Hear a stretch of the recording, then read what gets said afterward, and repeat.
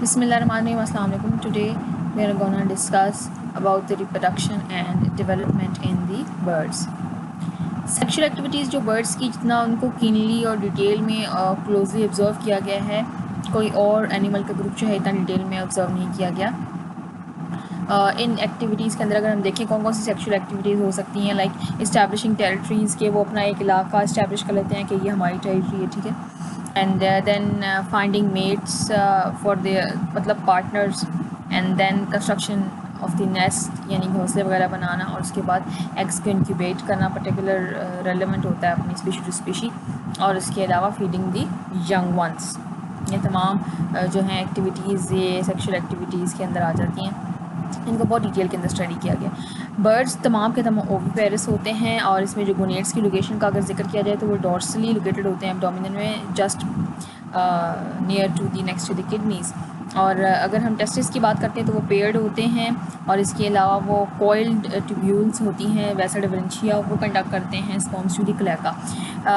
आपके पास वैसा डिफरेंशिया जो होती है वो इनलार्ज होती है और स्माइनल वेजिकल बना देती है, जो कि एक्ट करती है aside for the temporary storage and transference of the sperms. Transfer से पहले जो है ना स्पर्म्स वहाँ पे मैच्योर भी होते हैं, ठीक है। इसके बाद टेस्टिस जो हैं वो इनलार्ज हो जाते हैं ड्यूरिंग दी ब्रीडिंग सीज़न, और कुछ स्पीशीज़ को छोड़ के लाइक वाटरफॉल और ऑस्ट्रिचेस को छोड़ के तमाम बर्ड्स के अंदर कोई भी इंटरमीडिएट ऑर्गन नहीं होता। आपको पता है इंटरमीडिएट ऑर्गन कौन सा ऑर्गन होता है जो कि ट्रांसफ़र करता है स्पर्म्स। तो फिर यहाँ पे स्पर्म कैसे ट्रांसफ़र होते हैं? स्पर्म ट्रांसफ़र जो है ना क्लैकल कॉन्टैक्ट होता है मेल का फीमेल के साथ। मेल जो है वो फीमेल को माउंट कर लेता है, जिसके बाद उन दोनों को क्लैका आपस में फ्यूज़ कर जाता है या कांटेक्ट हो जाता है उसका। उसके बाद फिर वहाँ उस टाइम पे स्पर्म्स ट्रांसफ़र हो जाते हैं। फीमेल्स के अंदर स्टार्ट में जब डेवलपमेंट होती है तो 2 ओवरीज होती हैं, लेकिन डेवलपमेंट जो ही कंप्लीट होती है फुली डेवलप हो जाता है तो सिर्फ लेफ़्ट ओवरी जो है वो फुली डेवलप हो पाती है, और लार्ज फनल शेप ओपनिंग होती है इसकी, जिसको ओस्टियम कहते हैं, जो कि आपके पास ओविडक्ट जो है का पार्ट है, और ये कवर कर लेती है ओवरी को, और इसके अलावा रिसीव करती है एग ड्यूरिंग ओव्यूलेशन। अब जब एग जो है वो फर्टिलाइज होता है तो वो upper portion of the oviduct में होता है, और जब वो पूरे ओविडक्ट में से गुजरेगा तो जो upper part of the oviduct के करीब ही आपके पास ग्लैंडुलर रीजन मौजूद होता है जो कि सिक्रीट करता है एल्ब्यूमिन वगैरह। तो जैसे ही एग कंप्लीट कर लेगा अपना passage from the oviduct, eight the and जो है ना ज़ाइगोट के इर्द गिर्द एल्ब्यूमिन कवर हो चुकी होगी glandular region of the oviduct से। एट द एंड या lower region of the oviduct मौजूद होता है एक और ग्लैंडुलर रीजन जिसको हम शेल ग्लैंड कहते हैं, और शेल ग्लैंड फिर जैसे ही एग जो है वहाँ पहुँचता है तो उसके बाद उसके गिर्द एक शेल सिक्रीट कर दिया जाता है, and then oviduct is open to the cloaca. अब कुछ जो बर्ड्स होते हैं, ये बल्कि बहुत सारे बर्ड्स, वो आपके पास टेरिटरीज़ इस्टेब्लिश करते हैं फॉर देयर मेटिंग। टेरिटरीज़ का साइज़ और फंक्शन जो है वो स्पीशी टू स्पीशी वेरी करता है, लेकिन जनरली ये प्रोवाइड करती हैं उन जो टेरिटरीज़ इस्टेब्लिश करते हैं उन ऑर्गेनिजम्स को या उन बर्ड्स को कि वो इजीली मेट कर सकें without interference of other males, ठीक है। और इसके अलावा नेस्ट लोकेशंस यानी कि वहाँ पे उसी एरिया में वो नेस्ट भी बनाते हैं, अपना फूड भी लोकेट करते हैं, न सिर्फ अडल्ट मेल फीमेल बल्कि ऑफस्प्रिंग जो उनके पैदा होंगे उनके लिए भी। तो टेरिटरीज़ इसलिए इम्पॉर्टेंट हैं। देन ब्रीडिंग बर्ड्स जो हैं वो अपनी टेरिटरीज़ की डिफेंस भी करते हैं, और जो बाहर से कोई आए intruders of the same sex और स्पीशीज़ उसके खिलाफ लड़ते भी हैं, और थ्रेट्स कॉमन होते हैं लेकिन एक्चुअल फाइटिंग जो होती है वो मिनिमल होती है। तो मेटिंग देख लेते हैं कि इनके अंदर मेटिंग कैसे होती है। मेटिंग जो है वो अट्रैक्शन ऑफ द मेट सबसे पहले उससे स्टार्ट होती है। टेरिटरी जो जब सबसे पहले टेरिटरी इस्टेब्लिश होती है उसके बाद फिर सेकंड काम क्या होता है कि वो अपोजिट जो मेट होती है उसको अट्रैक्ट करके उस टेरिटरी के अंदर लेके आएँ। फॉर एग्जांपल अब डिफरेंट मैं आपको मेट को अट्रैक्ट करने के डिफरेंट आपको तरीके बताऊँगी, लाइक एग्जाम्पल्स डिस्कस करेंगे। वुड पैकेट्स के अंदर दे ड्रम ऑन द ट्रीज़, ठीक है, ट्रीज़ के ऊपर ड्रम ऑन करते हैं जिसकी वजह से फीमेल्स अट्रैक्ट होती हैं उनकी तरफ। इसके अलावा मेल रफल्ड ग्राउज के अंदर वो अपनी जो फ़ैन विंग्स जो होते हैं वो फ़ैन करते हैं ऑन द लॉग्स, जिसकी वजह से ऐसी आवाज़ें निकलती हैं जो कि मीलों तक सफ़र कर सकती हैं, और फिर उसको सुन के मेट अट्रैक्ट हो सकती है। फिर क्रेन्स जो हैं वो कोर्टशिप डांस करते हैं जिसके अंदर स्टेपिंग होती है, बोइंग होती है, स्ट्रेचिंग होती है, जंपिंग डिस्प्लेज होते हैं। तो जिस डांस को देख के फीमेल्स या अपोजिट सेक्स अट्रैक्ट होती है। मेटिंग जो है वो मेट्स कॉल या फिर जो दूसरा जो अपोजिट मेट होता है उसका जो पोस्चर है वो सिग्नल करता है कि आई एम रेडी, ठीक है। तो उसकी रेडीनेस के बाद ही फिर नेक्स्ट जो है आपके पास कोर्टशिप स्टार्ट हो जाती है। और ये काम बहुत क्विकली जल्दी होता है और बहुत रिपीटेडली बार बार होता है, ताकि आप बर्ड्स जो हैं इस चीज़ को इंश्योर कर सकें कि एग्स जो हैं तमाम के तमाम वो फुली फर्टिलाइज्ड हैं, जो कि बाद में ले डाउन होंगे, ताकि अगर वो फर्टिलाइज नहीं होंगे तो यू नो दैट कि उसमें से फिर हैच नहीं हो पाएंगी जो हैं उनके offerings.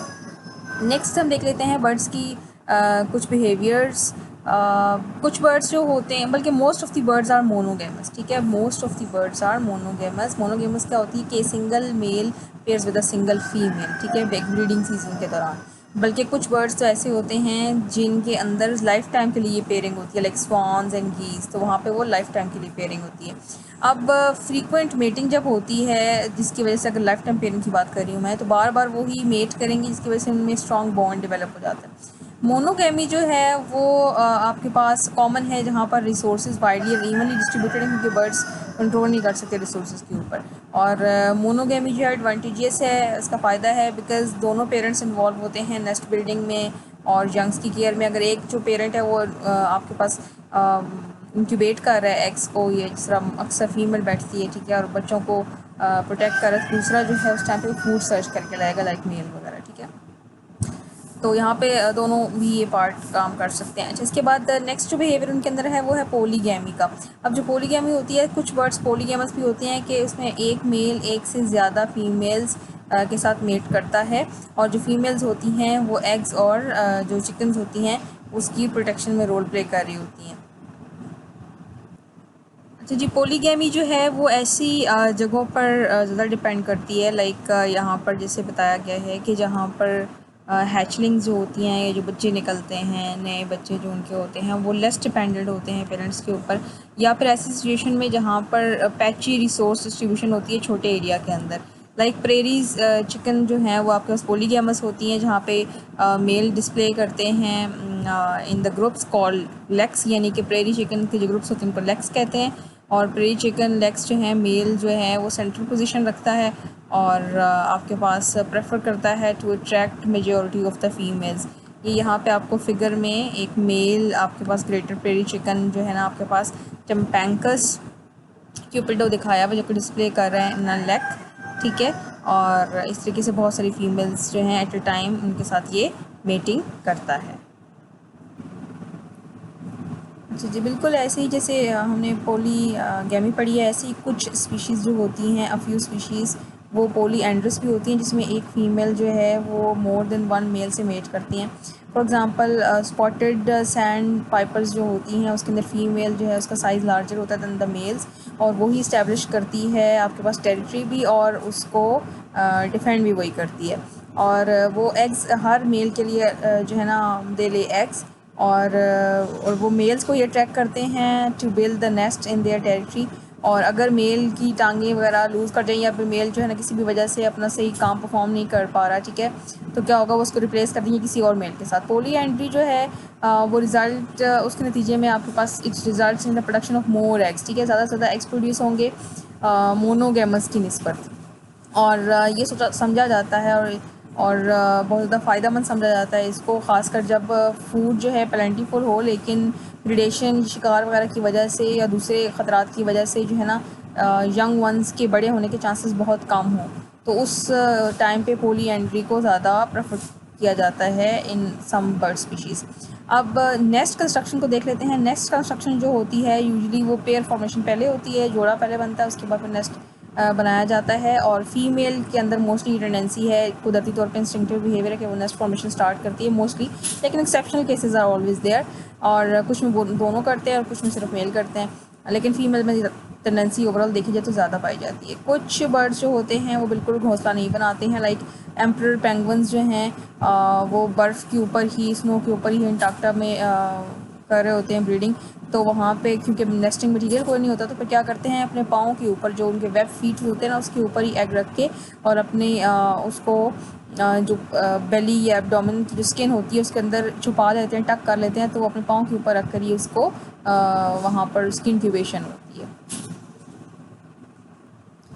Let's have a look on nesting activities. Nesting behaviour birds का जो है वो वेरी करता है और स्पीशी और स्पीशी स्पेसिफिक होता है। कुछ बर्ड्स जो हैं वो अपने members of the other members of species से अवे घोंसला बनाना पसंद करते हैं और कुछ है ग्रुप्स में लार्ज फ्लॉक्स में नेस्ट बनाते हैं। अनफॉर्चुनेटली जो बिहेवियर है बर्ड्स का, हम वो प्रिडिक्टेबल है कि हमें पता होता है वो कहाँ कहाँ नेस्ट बना सकते हैं, इसी वजह से उनका शिकार वगैरह आसानी से हो सकता है। तो स्पीशीज़ जो हैं बहुत सारी बर्ड्स की वो एक्सटिंक्शन का शिकार हैं, उसके चांसेस ज़्यादा हैं। जो इसके अलावा जो ग्रुप ऑफ एग्स जो हैं जो कि या चिक्स जो हैं जो कि फ़ीमेल प्रोड्यूस करती हैं उनको हम क्लच कहते हैं। क्लच साइज़ वेरी करता है और कुछ बर्ड्स जो होते हैं वो अपने एग्स इंक्यूबेट करते हैं with a specific portion on their body जो कि फेदरलेस होता है और वहाँ पे हाई ब्लड वेसल्स होती हैं, हाईली वेस्कुलराइज पोर्शन जिसको हम ब्रूड पैच कहते हैं, ठीक है, इंक्यूबेशन पैच या ब्रूड पैच। अक्सर आपने देखा भी होगा कुछ चिकन्स वगैरह में भी ऐसा होता है और ये हेल्प करता है to keep the eggs at their brooding temperature जो कि मोस्टली जो कि 33 to 37 डिग्री सेल्सियस के दरमियान में फॉल करता है। इसके अलावा बर्ड्स के और भी बिहेवियर्स है, लाइक वो एग्स को टर्न करते रहते हैं ताकि प्रिवेंट कर सके जो मेम्ब्रेन्स हैं वो एडहेयर ना हो और डिफॉर्मेशन एम्ब्रियो की ना हो। इसके अलावा कुछ स्पीशीज़ के जो एडल्ट्स हैं बर्ड्स में वो पानी स्प्रिंकल करते हैं एग्स के ऊपर ताकि कूल किया जा सके और ह्यूमिडिफाई किया जा सके एग्स को। Like Egyptian plover carries over water from distant sides, ठीक है, अपने ब्रेस्ट के फेदर्स को गीला करके वो एग्स तक वाटर लेके आते हैं। इंक्यूबेशन पीरियड की बात की जाए तो वो भी वेरी करता है, तकरीबन 10 दिन से लेके 80 दिन तक, और डिपेंड करता है कि एग का साइज़ कितना है या डिग्री ऑफ डेवलपमेंट जो है हैचलिंग की वो कितनी होगी। 1 या 2 दिन पहले जो है ना हैचिंग से पहले जो होते हैं बर्ड्स के जो यंग बर्ड्स होते हैं वो अपना लंग्स फुला लेते हैं और सांस पहली दफ़ा ब्रीदिंग करते हैं। अभी वो एग के अंदर ही होते हैं, कैसे कि एग सैक जो होती है एग के अंदर एयर सैक जो होती है उसको जो कि उसके जो ब्लंट एंड होता है उसके ऊपर मौजूद होती है, उसको वो फाड़ के और वहाँ से जो एयर होती है उसको ब्रीथ करते हैं, फिर लंग्स फुला लेते हैं और वो पहली दफ़ा सांस लेते हैं। और हैचिंग तब होती है जब यंग बर्ड जो है अंदर से एग को तोड़ता है या पैक करता है, ठीक है, और उस पैकिंग कैसे होती है कि जो उसकी जो एग टूथ होता है उसकी मदद से पैकिंग करता है। केराटिनाइज्ड एग टूथ ये मौजूद होता है at the tip of the jaw, के जो अपर जॉ होता है उसके ऊपर एक केराटिनाइज सा टूथ टाइप स्ट्रक्चर होगा जो कि उसको हेल्प करेगा ताकि वो एग से अपने आप को फ्री कर ले। और याद रखें हमेशा अंदर से ही उसको फ्री करना होता है ताकि वो तब जब तक वो फुली डेवलप नहीं होगा तब तक वो हैच आउट नहीं होगा। अगर आपने पहले उसको हेल्प की बाहर से तो भी उसकी डेवलपमेंट कंप्लीट नहीं होगी तो फिर वो बाहर की जो टफ़ हालात है उसका सर्वाइव करना उनमें मुश्किल हो जाएगा। अच्छा, अब जो बर्ड्स हैं वो 2 तरीके से हैचिंग के ऊपर 2 तरह की कंडीशन उनकी हो सकती है, या तो वो डिपेंडेंट होंगे टोटली पेरेंट्स के ऊपर या वो इतने डिपेंडेंट नहीं होंगे पेरेंट्स के ऊपर। तो उसके अकॉर्डिंगली इस 2 कैटेगरीज में डिवाइड करते हैं, आर्टिफिशियल या फिर हम प्रिकॉशियल। तो आर्टिफिशियल बर्ड्स कौन से होते हैं कि जो डिपेंड करते हैं इंटायरली ऑन देयर पेरेंट्स और इनके ऊपर अक्सर बाल वगैरह ज़्यादा नहीं होते, नेकेड होते हैं हैचिंग के ऊपर, और इनको कंटिन्यूसली इनकी ब्रूडिंग करनी पड़ती है पेरेंट्स को क्योंकि एंडोथर्मी इनमें प्रोड्यूस नहीं होती। तो वो उसके बाद लेकिन ये बहुत तेज़ी से ग्रो करते हैं, इनके अंदर ये बहुत अच्छी एबिलिटी है, बहुत तेज़ी से ग्रो करते हैं और जब वो अपना घोंसला वगैरह छोड़ेंगे तो वो अपने पेरेंट्स इतने बड़े हो चुके होंगे।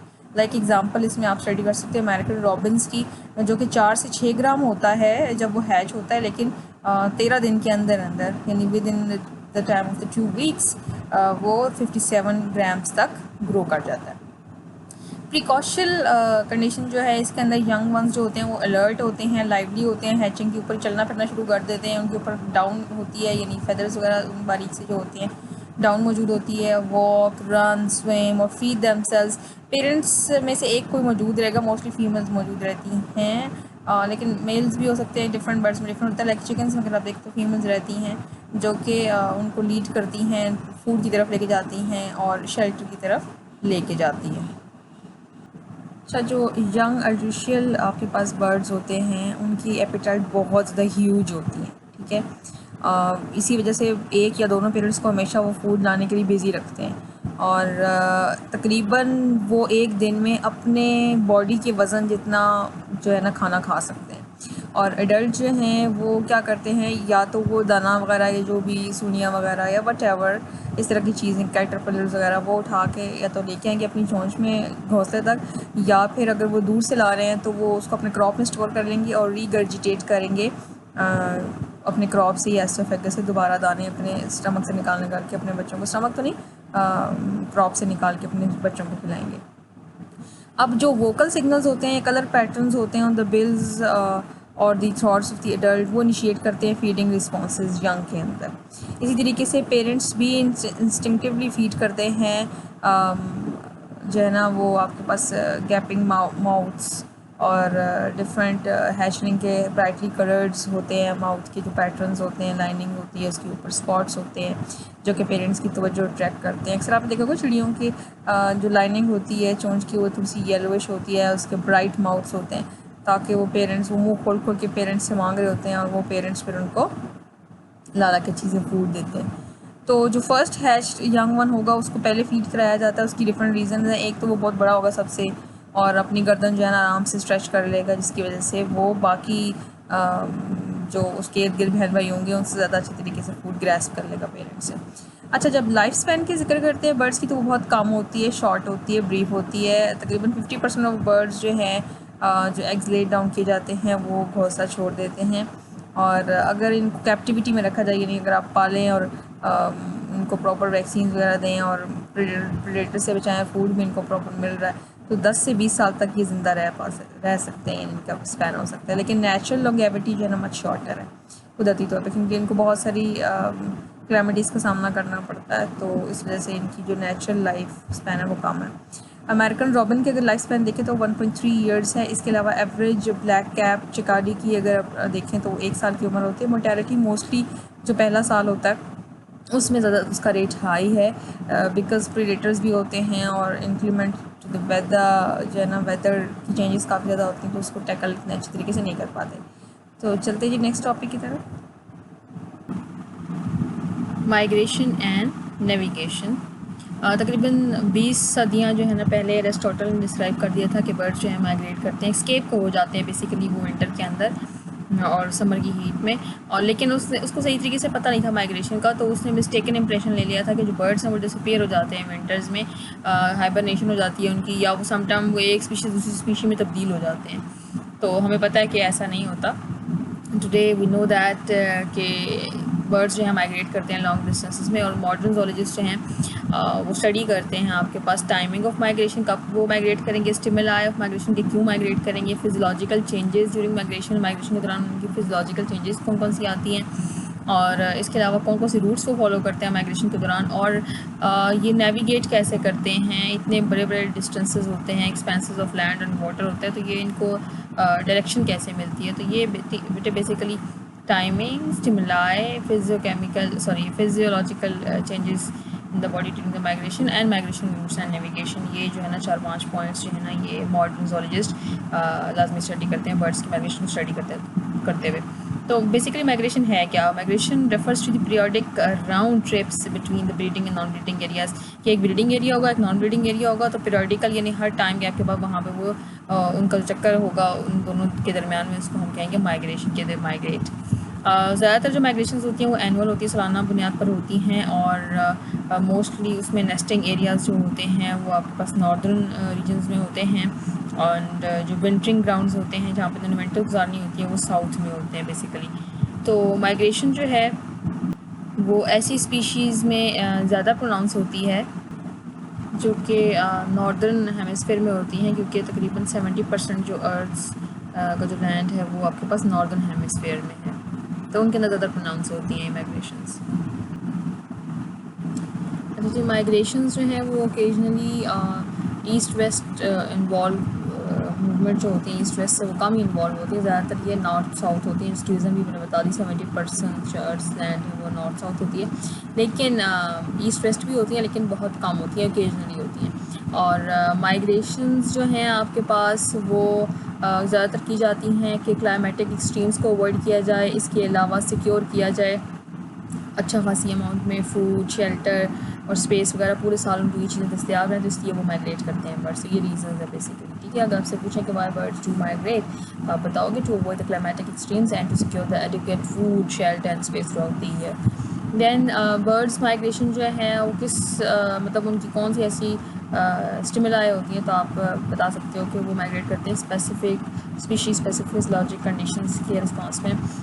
इनके अंदर इनेट जेनेटिक क्लॉक्स होती हैं। इसके अलावा इन्वायरमेंटल फैक्टर्स होते हैं जो कि इन्फ्लुएंस करते हैं preparation of the migration. Like यहाँ पे हम फोटो पीरियड को लेते हैं। फोटो पीरियड जो है ना इंपॉर्टेंट माइग्रेटरी क्यू है for the birds, particularly temperate zone के बर्ड्स। यहाँ पे चेंजिंग फोटो पीरियड जो है ना वो इनिशिएट होता है जब सीज़न चेंजेस स्टार्ट होती हैं, तो गुनेट डेवलपमेंट के ऊपर वो इफेक्ट करता है। ठीक है, तो गुनेट डेवलपमेंट जो होती है वो एक्ट करती है as a migratory stimuli basically. तो क्या होता है कि जैसे for example increasing day length का कर लेते हैं स्प्रिंग के अंदर, वो प्रमोट करता है ग्लोबल डेवलपमेंट, जिसकी वजह से और आपके पास डिक्रीजिंग डे लेंथ जो होती है वो क्या करती है, वो रिग्रेशन करती है गुनेट्स की। तो आपके पास कुछ बर्ड्स ऐसे होते हैं जहाँ पे फोटो पीरियड जब चेंज होता है तो वो आपके पास प्रमोट करता है फैट डिपोजिशन को बर्ड के अंदर। और फैट डिपोजिशन हमें पता है कि एनर्जी रिजर्व फॉर माइग्रेशन, ठीक है, कि उनको एनर्जी चाहिए कंटिन्यूसली उड़ने के लिए, माइग्रेशन के लिए। और इसके अलावा दो चीज़ें जो हैं like interior lobe of pituitary gland and pineal body, ये दोनों चीज़ें जो है ना मीडिएट करती हैं फोटो पीरियड के रिस्पॉन्सेस को। अब आ जाती है mechanics of migration. Mechanics of migration जो है वो भी स्पीशीज स्पेसिफिक है। लाइक हमने ऊपर जो पढ़ा था फिजियोलॉजिकल कंडीशंस का भी, वो भी स्पीशीज स्पेसिफिक थी। यहाँ पर लॉन्ग डिस्टेंसेस होते हैं और वो तकरीबन ऐसे बर्ड्स जो कि लॉन्ग डिस्टेंस के ऊपर माइग्रेशन करते हैं, बहुत लंबे लंबे सफ़र तय करते हैं, उनकी बॉडी में 50% तक उनकी बॉडी जो है ना वो फ़ैट मुश्तमिल होती है, वो फ़ैट स्टोर करते हैं 50% ऑफ देयर टोटल वेट, और वो नॉन स्टॉप जर्नीज़ करते हैं। कुछ बर्ड्स ऐसे होते हैं जो लेजरली अप्रोच करते हैं, यानी थोड़ी देर उड़ते हैं, फिर कहीं लैंड करेंगे, वहाँ से खाएँ पिएंगे, फिर थोड़ा सा उड़ेंगे, फिर तो कुछ बर्ड्स ऐसे भी होते हैं जो कि फीड एंड रेस्ट मैकेनिज्म को फॉलो करते हैं। अब क्लियर वेदर जब होता है तो बर्ड्स कैन फ्लाई तकरीबन ग्रेटर दैन 1000 मीटर्स, जो कि रिड्यूस करता है likelihood of the hitting of all the obstacles. और बर्ड्स जो होते हैं उनके जो रूट्स हैं वो भी काफ़ी स्पीशीज स्पेसिफिक रूट्स होते हैं जो वो फॉलो करते हैं ड्यूरिंग द माइग्रेशन। नेविगेशन क्या होती है जी? हम देखते हैं कि पहले ज़माने में पिजन्स कबूतर पाले जाते थे और कबूतरों के ज़रिए पैगाम रसानी की जाती थी, जिस पे बहुत सारे सॉन्ग्स भी आपको मिलेंगे। इसके अलावा एंशियंट इजिप्शियन टाइम्स के अंदर भी, और रिसेंटली वर्ल्ड वॉर 2 जो अभी लास्ट सेंचुरी में गुजरी है, उसके अंदर भी बैटल फील्ड से मैसेजेस लेके आते जाते थे कबूतर। और इवन आप अभी भी देख लें तो इंडिया वालों ने आए रोज़ कोई ना कोई कबूतर पकड़ा हुआ होता है so you can take that as also for taking messages from one part to another part like that।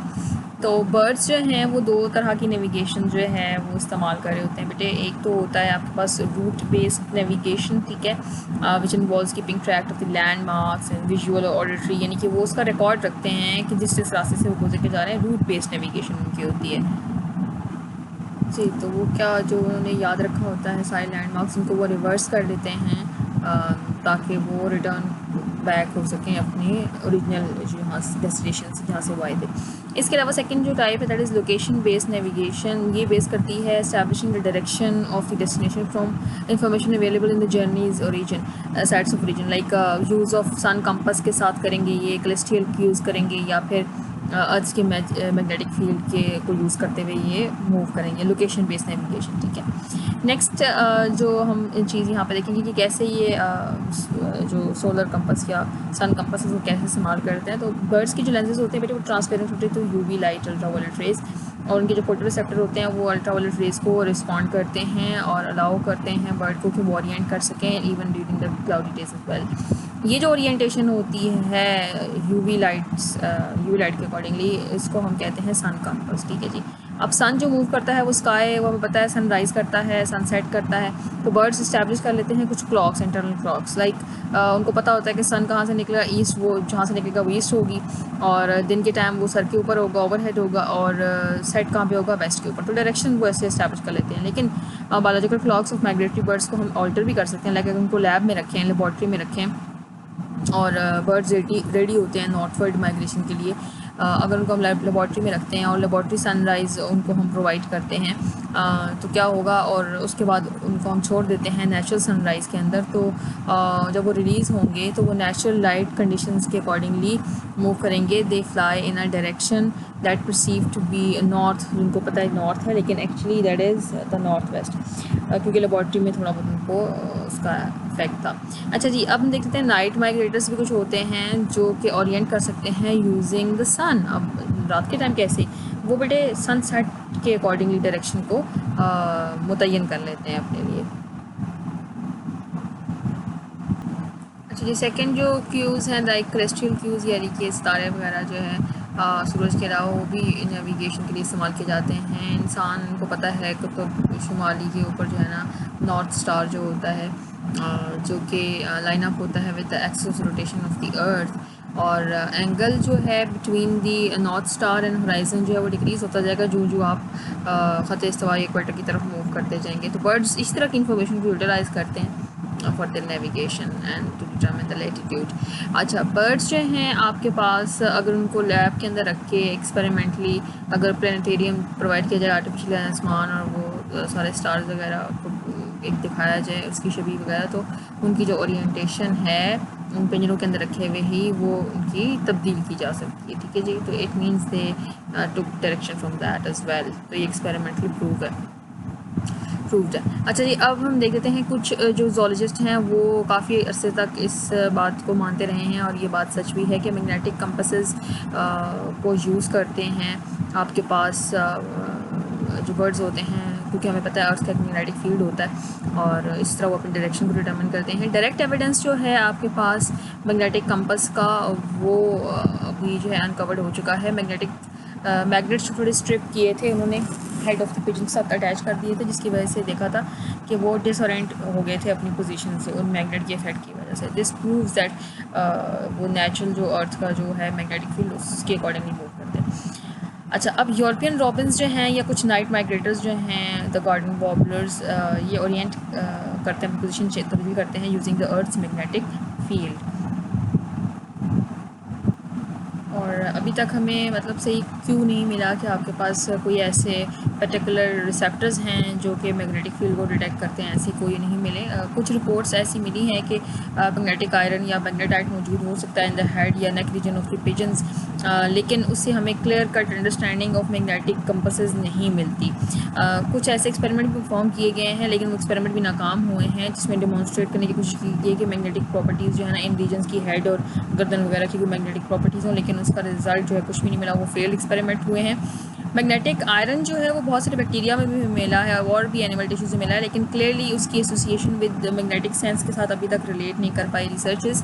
और पाइनल बॉडी को हमें पता है पिजन की वो इम्प्लिकेट करती है using the sun compass in responses to the magnetic field, लेकिन ये है कि अभी तक रिडंडेंसी है आपके पास बर्ड्स के नेविगेशन मैकेनिज़्म में। लेकिन ये हमें ज़रूर पता है कि डिफरेंट कंडीशंस के डिफरेंट सर्कमस्टांसेस के अंदर बर्ड्स जो है ना different sources of information use करते हैं for their navigation purposes.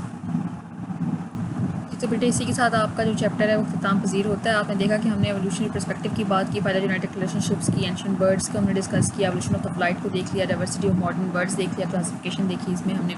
Evolutionary pressures जो है उसमें हमने एक्सटर्नल स्ट्रक्चर एंड लोकोमोशन को बहुत अच्छे से डिस्कस किया था, न्यूट्रिशन एंड डाइजेस्टिव सिस्टम को, circulation, gas exchange, temperature regulation को। इसके अलावा आप देख सकते हैं नर्वस सिस्टम को हमने बहुत अच्छे से डिटेल में डिस्कस किया है, और सेंसरी सिस्टम को, इसके अलावा एक्सक्रीटरी एंड ऑस्मो रेगुलेशन को, and reproduction and development and migration and navigation जो अभी के मैंने लेक्चर में आपको ये सारी चीज़ें कवर करेंगे। That was all about the birds. तो इंशाल्लाह नेक्स्ट चैप्टर में आपसे मुलाकात होगी, that would be the last chapter of this paper A zoology इंशाल्लाह ताला। तो होपफुली हमारा कोर्स जो है वो अब ख़त्म होने के करीब है, लास्ट चैप्टर हमारा रह गया है। तो वर्टिब्रेट्स का इसके बाद जो है हम लोग एक एनालिसिस या समराइज फॉर्म के अंदर कुछ छोटी मेरी कोशिश होगी कि आप लोगों को कुछ गाइडेंस ज़रूर प्रोवाइड कर दूँ। तो होपफुली इंशाल्लाह नेक्स्ट वीक के अंदर हमारा वो चैप्टर भी कवर हो जाएगा। Thank you for your time and attention. खुश रहें, आबाद रहें, अल्लाह के अमान में। अल्लाह हाफ़िज़।